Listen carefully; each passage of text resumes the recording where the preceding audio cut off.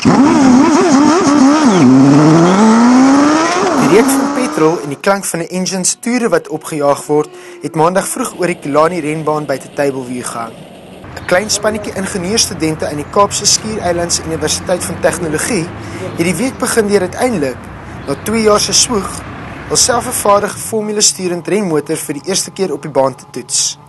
Die afgeskaalde weergawe van 'n Formule 1 renmotor het R500 000 gekos om te bou en sal in Julie aan die formule-sturend motorwedren kompetisie op die Silverstone renbaan in Engeland deelneem. Today is the last day of testing. The car is going to be shipped tomorrow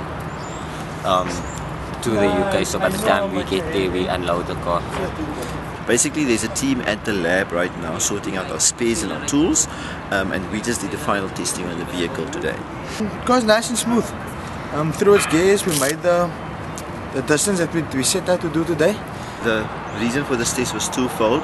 Up till now, we haven't really tested the slicks or warmed it up, so that was the one thing we wanted to do a lot of laps to just get time on the slicks. And number two, we wanted to, actually the most important thing is we wanted to do a bit of endurance testing to see exactly how much fuel we use.